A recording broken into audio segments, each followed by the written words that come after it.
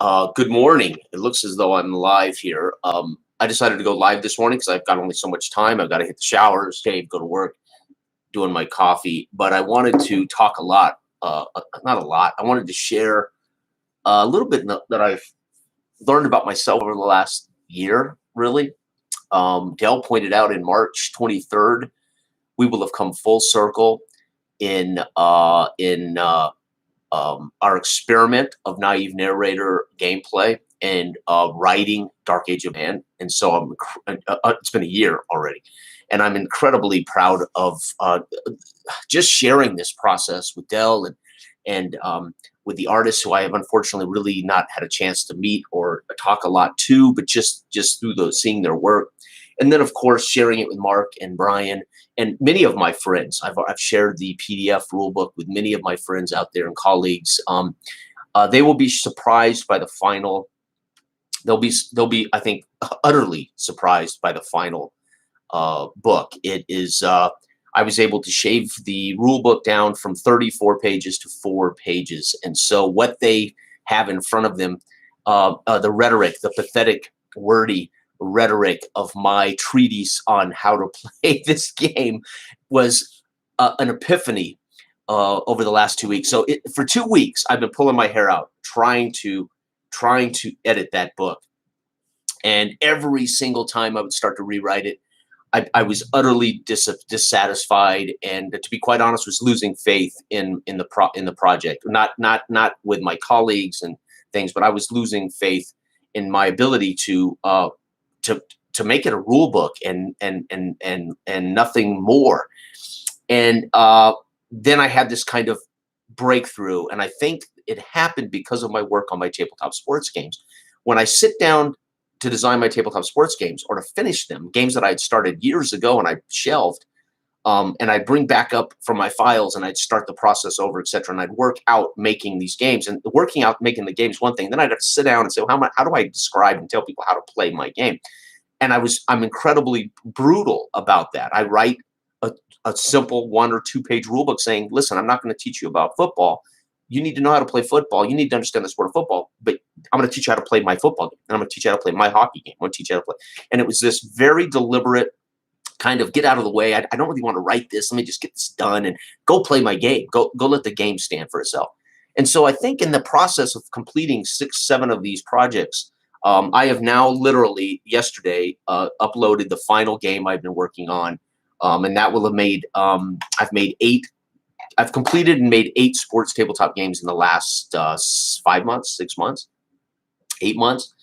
And that process has really honed my ability to focus on how I want to write and design, but then how to write the rule book. Well, what happened was I would come to the Dark Age of book, and I would say, we're writing a role-playing game. I mean, this has got to be big. This is dense. This has got to be our opportunity. This is our opportunity to write that book that sits up on the shelf with everybody else's 600-page book and 300-page book and 200-page book, and it's gotta say lots of things, and it's got to impart our philosophy of gaming, and we got to teach this naive narrator. Overwhelmed with all of this flood of that I needed to express not only in video conversation and private conversation and in play, but also sit down and then try to put into words in the book. And then it dawned on me, nobody told Dell and I how to do this thing. Nobody, when we picked up Modern Age and I ran Naive Narrator Random Seed for Dell, and I said, dude, player agency, you drive the ship. I'll just roll and put stuff in front of you as it occurs.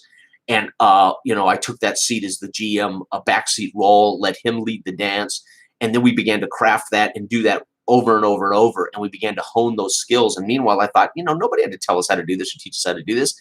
It's a game. Let people run it and play it the way they want to run it and play it. And then it hit me. I had a breakthrough. As Dell said, when I gave him the document 2 days ago, Dell said, holy, you broke the code, man. You actually cracked the code. Hallelujah. It's done. Right. And that was huge for me because I gambled a lot in narrowing the rule book down and in cutting out all of the nonsense. And it's a minimalist role-playing game. And as I told Dell, the irony is our entire rules can be on 1 page. Why are we writing a 30, 40-page rule book? most of those pages need to come from the setting. They need to come from the world setting. They need to come from the things like that, right? And art, etc. They don't. Our rules literally can fit on one page, and so I did it. I condensed it, and I also added a piece of the rules that I think is going to make it easier for players to instantly grasp when they create a character what this is, right? I added a piece that no one's ever seen before to the game engine or to the character creation process that will, in a way, immediately give players this sense of who they are in the world, right? Not just their prestige score and these abstract attributes, but they now have a thing that gives them a clue as to what role they're playing in the world and what the kind of the idea of their character. Dale and I talked about this ad infinitum, sharing how we do this thing and why we play a certain way. And I've done this every time I've ever been a player because I didn't grow up a player. I grew up a GM. I only started playing as an adult in my late 30s as actually having a chance. Now, as a kid, I had my buddies run me a couple of times in something, but it was always kind of, let's give Jason a break and I'll run a game. But I always play a character. I don't play the role of the thing in the party. So I don't play the tank. I don't play the healer. I don't play the magician. I don't play the medic. I don't play the bomb expert. I don't play the hand-to-hand combat specialist. I play Noxon, who's an ex-con, a felon, and he happens to be good at explosives because he learned that in the army before he went into prison in our Traveler game. That was a great game. I'm sorry, we never had a chance to finish. I played the Doctor character in our Star Trek Adventure games, but I was first a character, second an abstract set of numbers. So Dell and I play characters first, and we'll play characters to the hilt despite winning or losing, despite the strengths of our character sheet. And that drives nuts many of the people we play with. We know that, and I think it drives many of our colleagues who play the games with the intent that the characters and the rules and the mechanics, they allow you to be your character. And I disagree with that. I am a professional fitness instructor, but I am a character. I'm Jason, and I'm this guy who happens to do that thing for a living. But my character is my character. I'm going to carry this guy to every walk of life, no matter what I do or no matter where I'm at or that's what character is, right? It's what you do when people aren't watching. It's what you do when the world isn't looking at you, right? So I play a character Noxon who happens to be an ex-con demolitions expert, right? Not I'm the demolitions guy. Let's do that thing. So anyway, it brings me around to this conversations with Dell. We want to be characters first. We want to also impart player agency to players so they can be players, but they can be these characters and they can tackle whatever direction they want to go in the world. And then we wanted to create a low prep process in which the GM can kind of roll with those punches, right? And so I think we've achieved that. So I'm very, very proud of the project. I'm done with it. I mean, it's written. It is what it is. Now I'll add some adventure pieces. I'm going to write some sample characters that'll be in the book. I'm going to probably write some more setting material that'll just add to the layers of our book. And then, of course, I'm hoping to get other people to maybe write random seed charts for us. I'd love to get some of our colleagues to submit a short little scenario, like one sentence scenario, and the 3-6 random seed chart. Would be so cool to have Ivan, have some of our friends just write what the goal of the session is, scenario, investigate the dark woods, whatever. That's all it would say. And then there's a 3-6 random seed chart weighted in difficulty. And those could all go in the book as guest our random seed generator charts from all of our friends and colleagues. Would be so cool to have basically in the book. So at the end of those can all be session starts right there for just one-offs or for Chronicle gaming. And it would be fun, and it would take our friends 10 minutes to write something like that, right? Okay.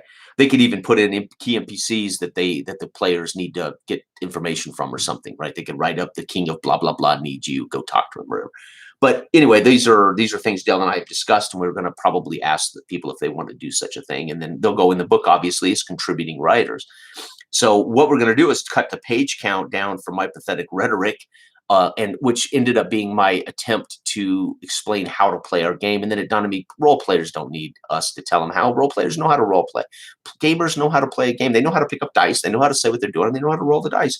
And I think for me, it's been this expression of what I've learned over the last 12 years involved with the YouTube community from a guy who lived in his his culture of play as a GM, and then left literally gaming for 18 years, and then came back.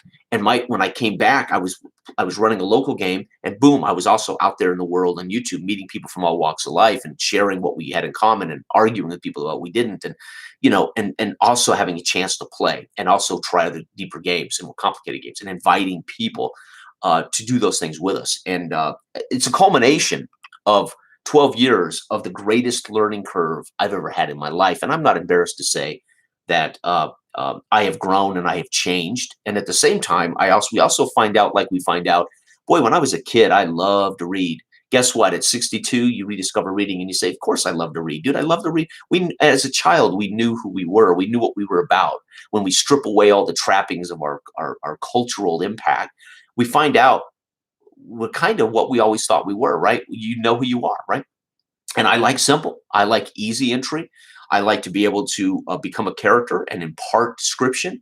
And one reason I was always a GM is I love to describe. I love to draw people in and describe to them the scene and get them bought in, right? Well, it's been the toughest thing for me to learn as a GM has been saying I don't want that responsibility all the time. Now I want to ask Dell, dude, tell me what this room looks like. I want to get that. Can other players do it?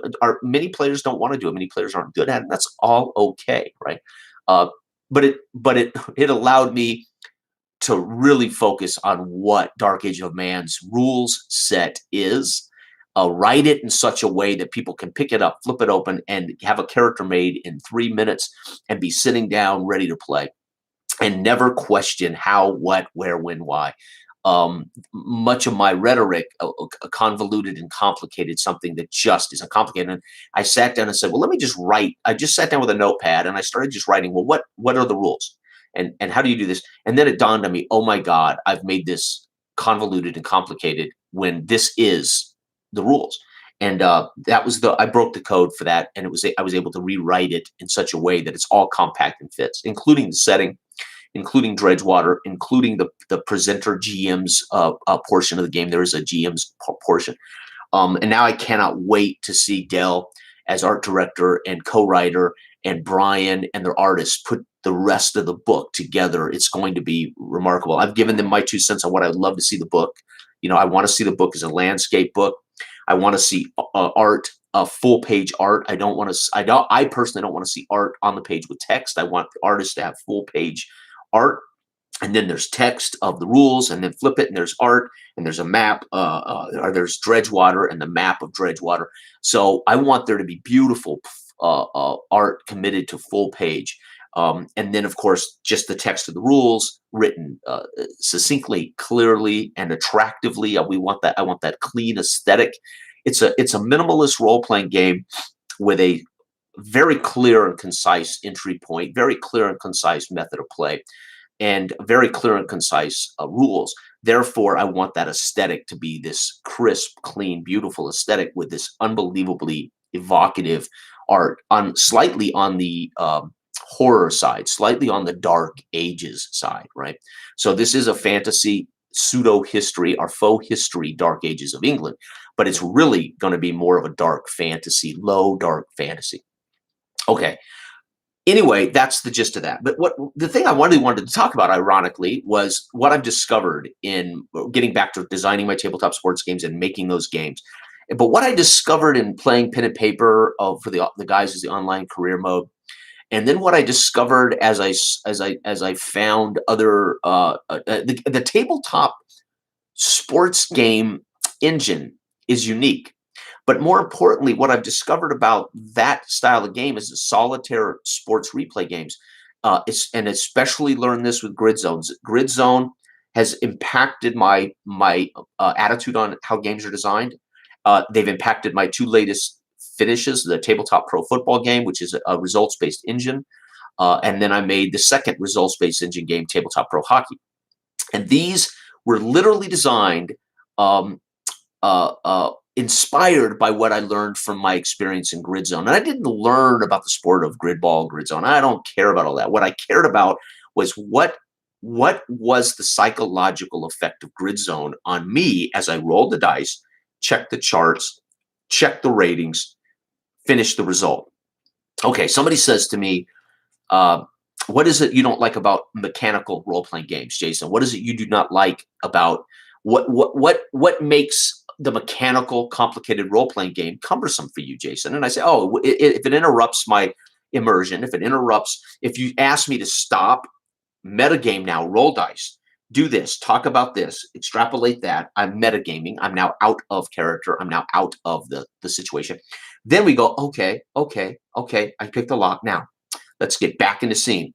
All right, I reach down and I do this and I do that and I pick the lock and everybody goes, yeah, cool, great story, man. Next, right? And I think there are many role players that are like that. They're like, dude, I really don't care about your narrative.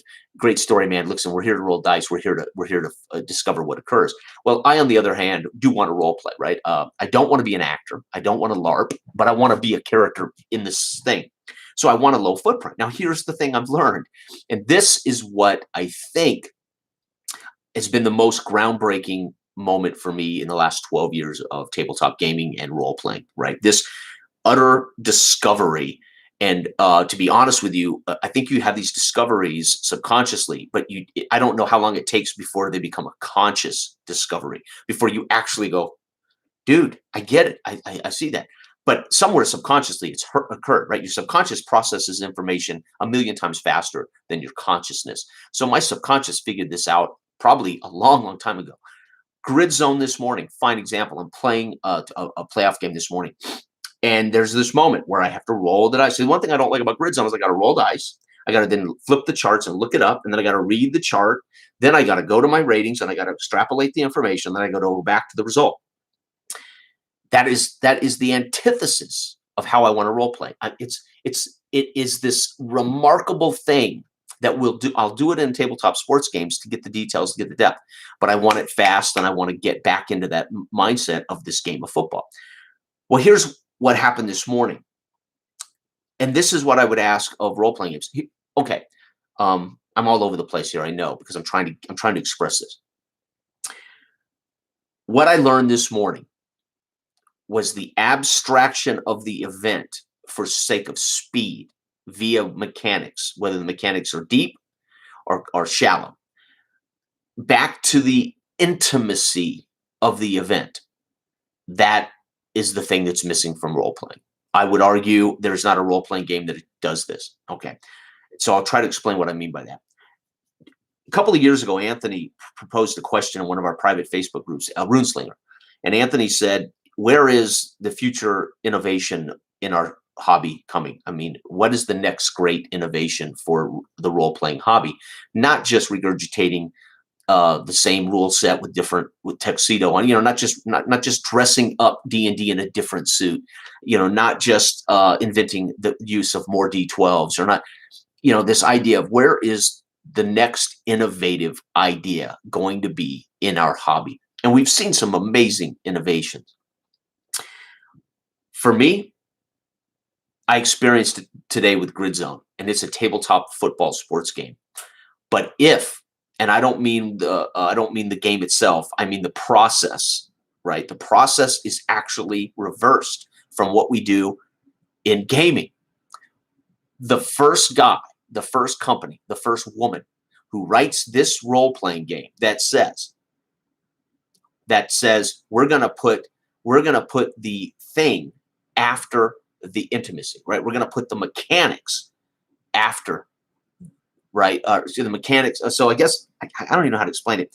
I would have to do it via a game of Grid Zone. I would have to express the step-by-step procedure that's occurring psychologically in Grid Zone with the how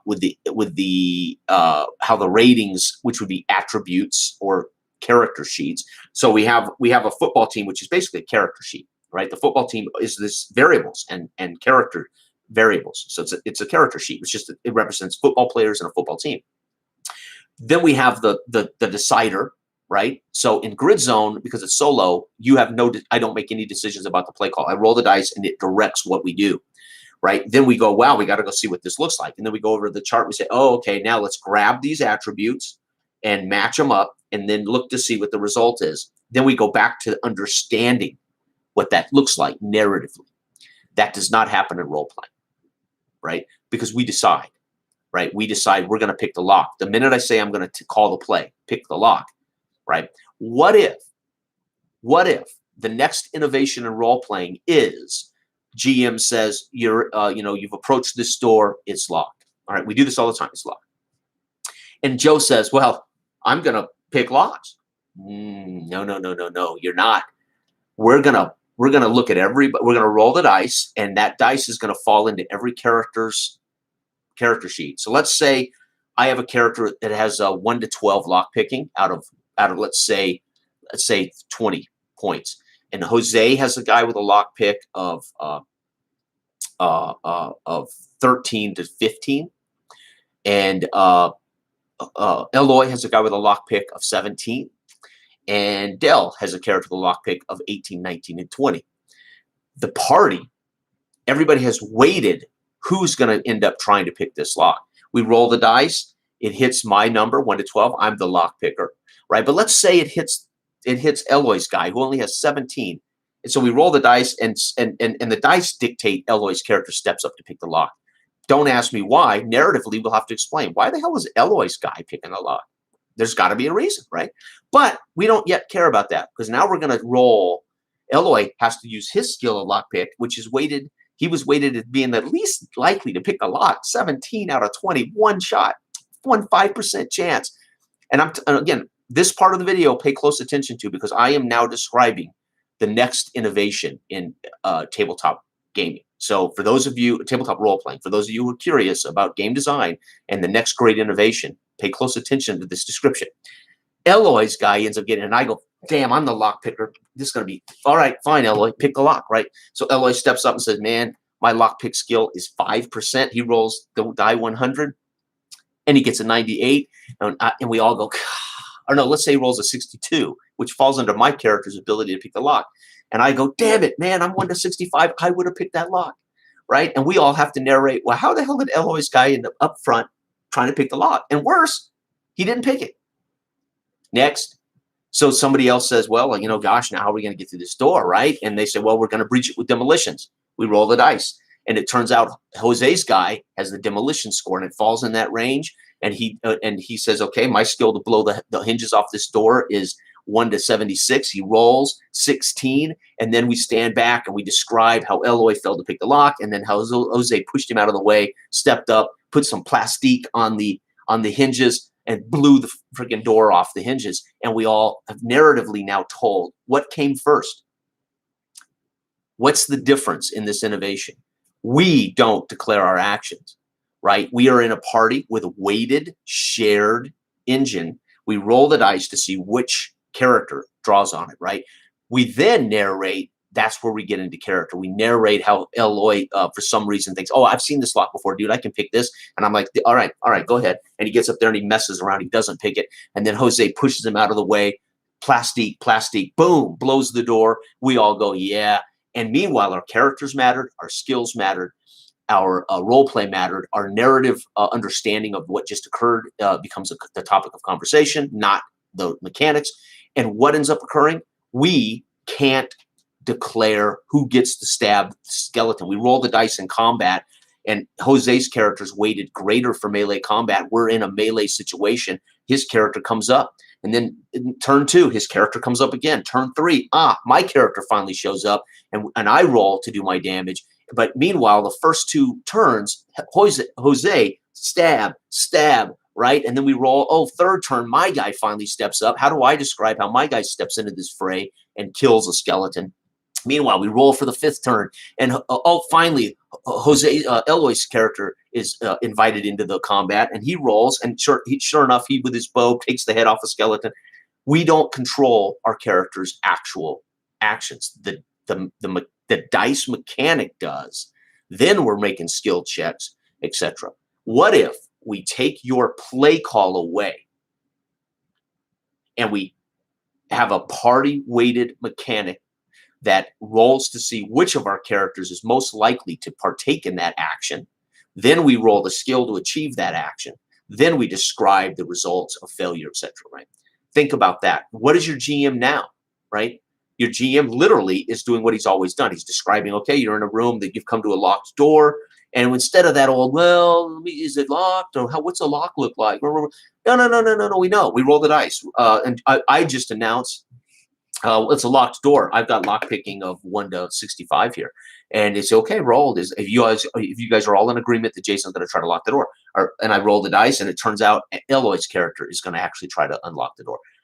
We end up then having to decipher after the fact narratively how the hell did Eloy's character step up to try that, and of course it makes sense that Jose pushes him out of the way and blows the hinges off the thing. That would be innovation. I have never seen a role-playing game have the guts to take your not agency. You have agency. I can say, I think, listen, guys, I got a great lock pick here. I think we make the roll to see if my guy picks a lock, and we make the roll. But guess what? It turns out Jose Eloy's character, the number falls in his range. Now we all have to go, oh God, And what if that range also has critical failure on Eloy's chart, which is broken lock, or something very bad happens. My character, nothing bad happens. So the minute that dice hits, we all go, oh no, don't do it, and he breaks the lockpick off in the door, right?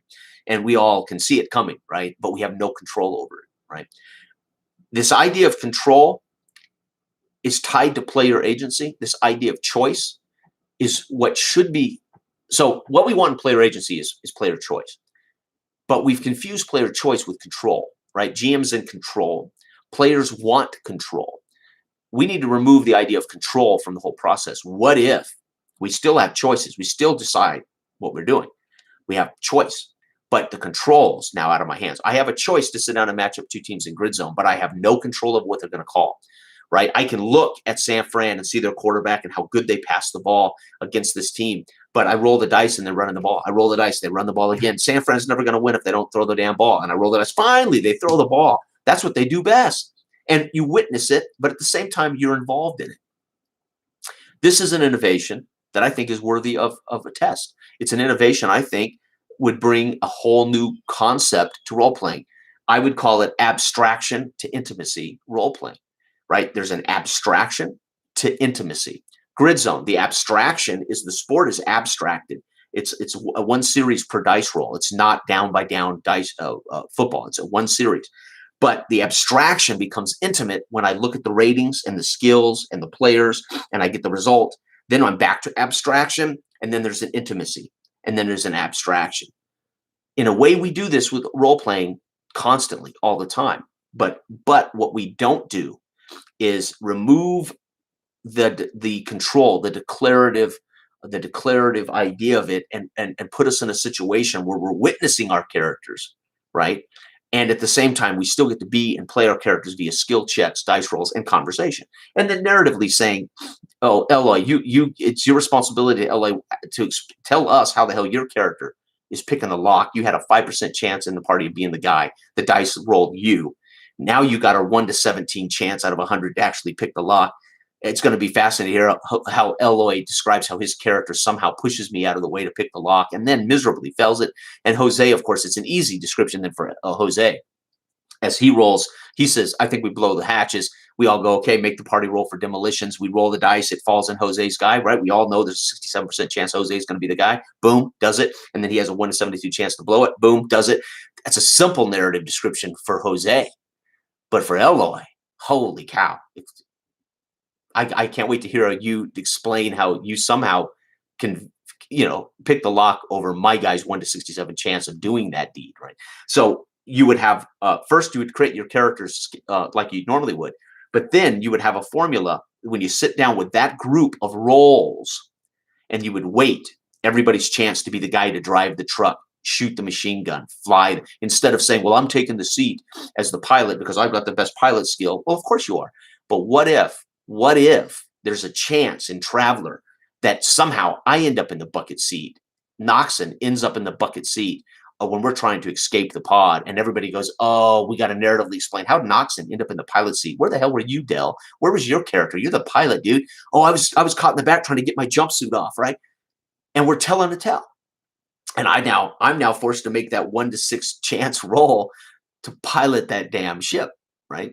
And we have fun with the consequences of failure, and we have joy at the success.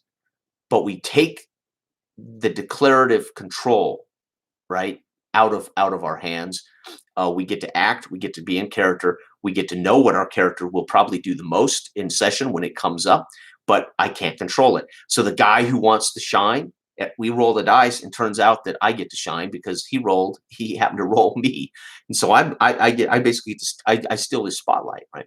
There may be a game out there like this. Tell me, because I know every time I make a video talking about what I'm trying to achieve and what I'm trying to write, or people say, "Oh, dude, that's this game."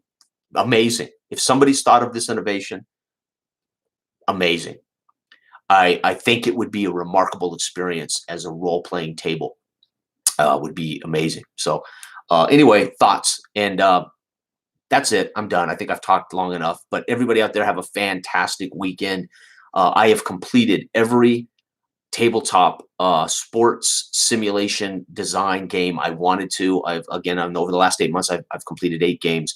I'm pretty much shutting down game design now for a while. I have the muse is spent. Thank God, the muse. I had something left to complete Dark Age of Man before the muse sparked out the last few hours. So I'm gonna now chill, and I'm going to enjoy playing again. I'm going to enjoy role playing again. I'm going to enjoy sitting down and play my tabletop.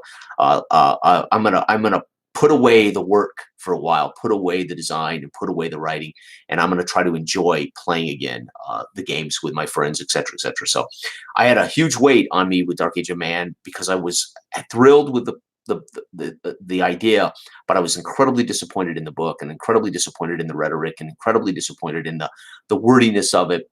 I'm a simple guy. I believe in easy entry, simple play. And unfortunately, I had to have this breakthrough. I had to, as Dell said, you had to crack the code, and I did. And I at this point, now the complication is, as Brian points out, many publishing houses won't publish less than 24-page books. So I'm not going to create filler. I don't want to. I looked at my old book at 34 pages. It was full of filler. It was full of rhetoric and nonsense we didn't need. I'm not going to now put that back in. So we need good substantive, if that's a word, stuff. We need random seed. We need adventure pages. Tonight's adventure 6, written by Ivan. This is the setup, one sentence, and random seeds. That's a page in the book, and then there'll be art, beautiful art opposite that page that hopefully would complement Ivan's little one adventure sheet, right? And then we can have Jose write one, right? And it's one sentence setup. This is what you need to know, and here's the random seed chart, and any other pertinent information for the presenter at the bottom of that. Just one simple page, and opposite his page, because his is about a spider queen, is this amazing image of the spider, right, or whatever. We have a lot of work to do to get the book in that publishable range of 24 pages. I really want to have art as a key aesthetic. Evocative key aesthetic, so it inspires, but also because even though you'll know the rules in 5 minutes, and in 30 minutes of play, you will understand the rules. The book will be a reference book for the joy of flipping into the book, not because you need to look up a rule. And that's what I want to create: a collector's item full of great artists that we know, and a well-produced, high-quality book, also with a unique game and a unique idea, with also the prestige thing. The prestige was the two biggest things about Dell and I's work is the prestige, a part of the game. The setting, of course, which puts you in a situation where prestige is relevant. And then, of course, the naive narrator, random seed ideas, and of course, the setting of Dredgewater and Unglen. So, but again, setting is setting is setting is setting, right? Some people buy books solely for setting. And some people love rules, and they'll plug in their own setting. So that's just the way we do, or that's the way gamers do their thing. So thank you for listening. Good day.